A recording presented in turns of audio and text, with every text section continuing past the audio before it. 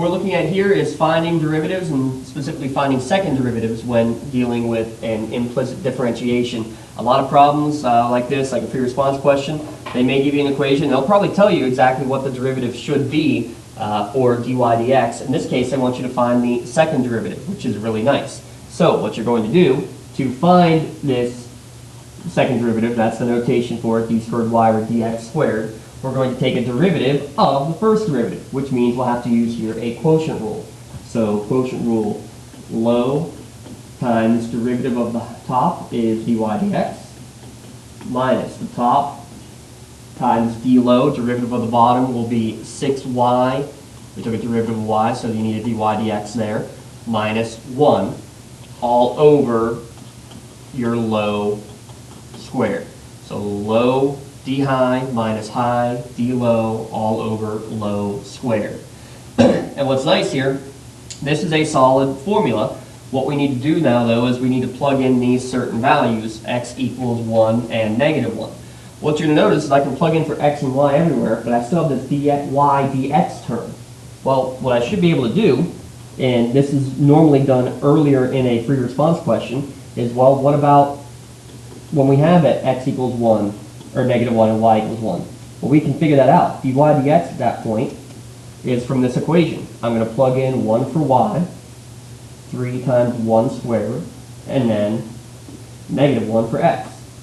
So when I do that, I get 1 over 4 for dy dx. So that means that I can plug in now everything that I need in this equation. So I have 3 times my y value, my y value was 1, is what I'm squaring, minus my x value is negative 1. That's the first term. dy dx we just determined was 1/4. Then we're going to subtract. The y value again was 1. And then we're going to multiply that by this other big term, which is now 6 times y is 1. dy dx is our 1/4.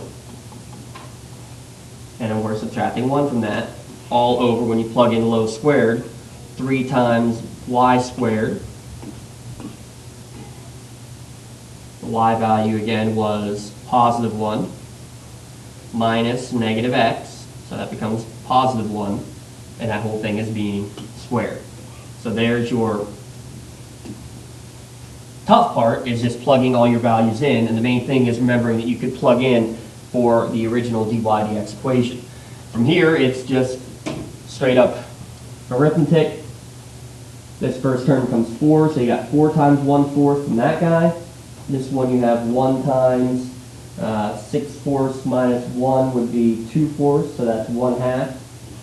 All over my denominator is 3 plus 1, 4 squared. So if I just keep simplifying that, I get 1 minus 1/2 all over 16, which is 1/2 over 16, which gives you an answer of, when you flip and multiply, 1 over 32. So there's your second derivative at that specific point. So take a derivative, make sure you plug back in dy dx from your original derivative function.